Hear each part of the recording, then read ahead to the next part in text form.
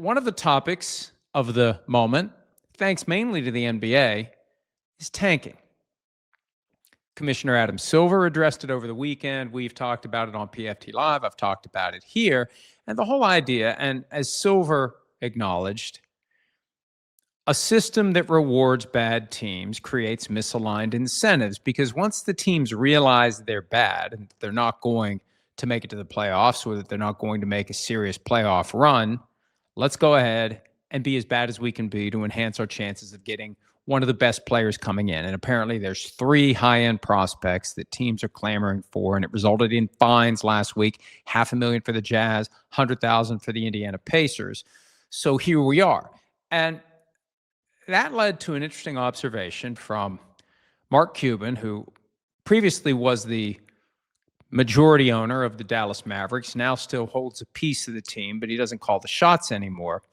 He posted something on Twitter that I think justifies careful consideration and reaction. And I'm not necessarily disagreeing with him. My point is that his views can create issues for the NBA. The argument, why the NBA should embrace tanking. The NBA has been misguided in thinking that fans want to see their teams compete every night with a chance to win. It's never been that way. When I got into the NBA, they thought they were in the basketball business. They aren't. They're in the business of creating experiences for fans. Few can remember the score from the last game they saw or went to. They can't remember the dunks or shots. What they remember is who they were with, the family, friends, a date. That's what makes the experience special. Fans know their team can't win every game. They know only one team can win a ring. What that fan cares about, their team's record. What fan that, it's either me or it's him. What fan that care about their team's record want is hope. I don't think that's English. Hope it will get better and have a chance to compete for the playoffs and then maybe a ring. And one way to get closer to that is by the draft and trades and cap room. You have a better chance of improving via all 3 when you tank. We didn't tank often, Cuban said, as to the Mavericks, only a few times over 23 years. But when we did, our fans appreciated it. And it got us to where we could improve, trade up to get Luka, and improve our team. The NBA should worry more about fan experience than tanking. It should worry more about pricing fans out of games than tanking. You know who cares the least about tanking? A parent who can't afford to bring their 3 kids to a game and buy their kids a jersey of their favorite player. Tanking isn't the issue. Affordability and quality of game presentation are. End of tweet. Interesting perspective, but this is where you blur the line between competition and experience. You know, when you go to a movie, when you go to a concert, unless the artist walks off after 15 minutes because of inebriation or vocal malfunction or just getting booed off the stage. I mean, when you spend your money to go to anything other than a sporting event, you're pretty much guaranteed to get your money's worth because you're not going to be disappointed by the outcome. The home team isn't going to potentially lose. When you are an ardent fan of a sports team, that's part of the risk you take. Folks who flew across the country from Boston to San Francisco knew damn well that that money they were spending was basically a bet that they were going to have a good time. Because at the end of the day, and they could say, well, we had a few great meals and it was a great experience. We really liked the wind, but they lost the game. How are you happy about that? Now, that's the ultimate example of the consequence of spending the money and going to a game and losing. What Cuban's saying is the people who go to the run-of-the-mill regular season games really don't care if the home team wins or the team that they show up to root for as a fan of the visiting team wins. I don't know that I buy that. Isn't the experience enhanced by getting the outcome that you wanted? Don't you want to go to a game to see one of the 2 teams win? There aren't many neutral observers. Haven't seen Rob Lowe at an NBA game wearing a hat with the Jerry West logo on it. You have a rooting interest, or, and this is where it becomes problematic, a wagering interest. This is why tanking is a problem. You can't separate the concept of experience. And some teams, fans may want the team to tank in order to be better in the future. You can't separate that from the fact that the major sports leagues are cramming their pockets with gambling money. And I don't know how it works in the NBA as it relates to the owners of the teams there. But in the NFL, the owners can own up to 5% of any company that operates a sports book. So the owners can be the house, and they won't tell us who owns what. So when you jump into bed and start rolling around with gambling, you can't say, well, we really don't care who wins the games. Why should we care? Why should we care if one team doesn't really want to win? Why would anybody be concerned about that? The obvious reason is you've got people who are betting on the outcomes of these games, and the sports leagues, specifically the NBA, are profiting from that industry. So you can't allow the integrity of the game to be undermined by other concerns.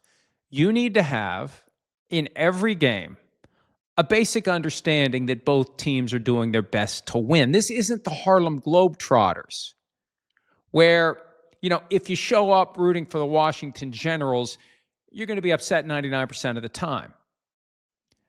For that, it's entertainment. It doesn't matter who wins, although the Harlem Globetrotters rarely lose.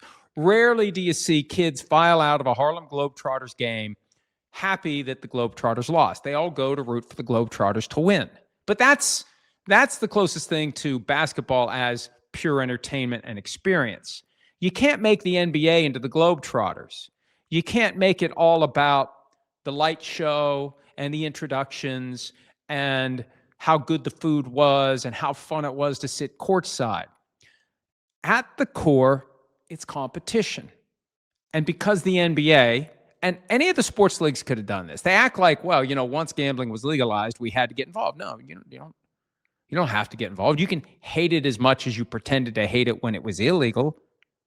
You don't have to all of a sudden get into business with the sports books until you realize how much money you can make. But you can't reconcile shrugging at tanking with maximizing the revenue stream that comes from gambling.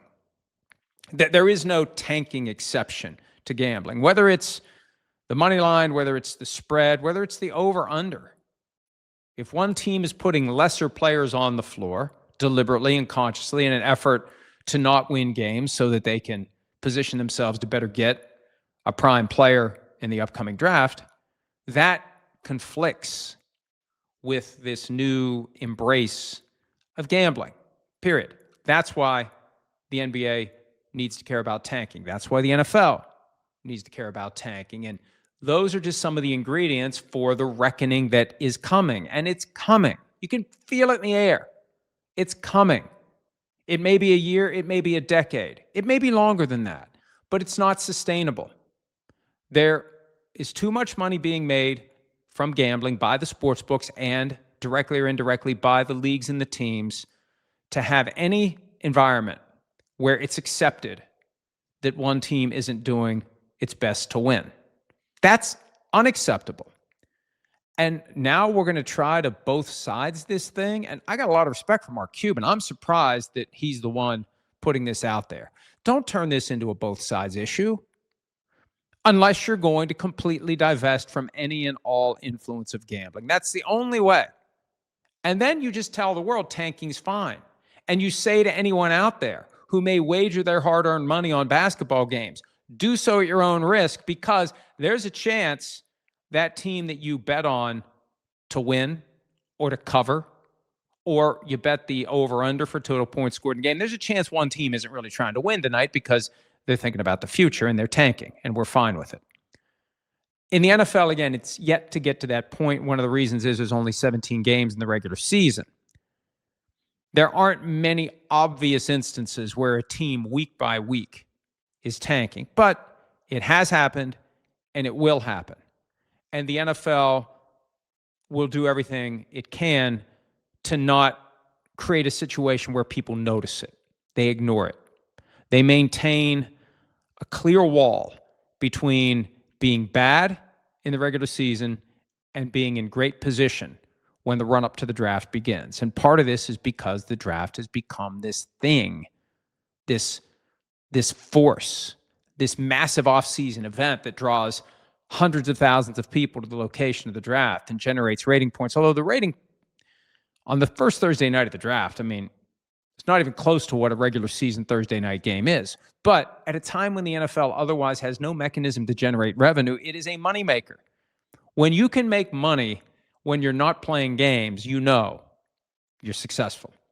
So the draft is so important to the NFL now that they want to continue to get people to never even consider that teams may be tanking, but they do. They do it in obvious ways. They do it in non-obvious ways. But to argue that it's okay ignores the fact that because of legalized gambling and the money the teams and the leagues make from legalized gambling, it's not okay to embrace it. It's not okay to make it okay. And one of these days, it's going to be a massive problem. And it's probably going to be a massive problem for the NBA before it is for the NFL. And the question is, will the NFL learn vicariously the lessons that other sports are learning? And the NFL is still very fortunate. It's yet to have a major gambling scandal. The NBA's had a couple. Baseball's dealing with one with the Cleveland Guardians pitchers. The NFL has managed to stay low, and maybe it's because the NFL has done a good job of keeping the scandals from becoming scandals, getting ahead of it, making sure it doesn't become a thing. Regardless, it's something to worry about, and it's nothing to take lightly. Tanking can lead to major problems unless and until the sports leagues say, we don't want your gambling money, and there's too much money at stake for the league to turn their backs now. Hi, it's Mike Florio. Thanks for watching PFT on YouTube. Hit subscribe for the latest news and analysis from Pro Football Talk.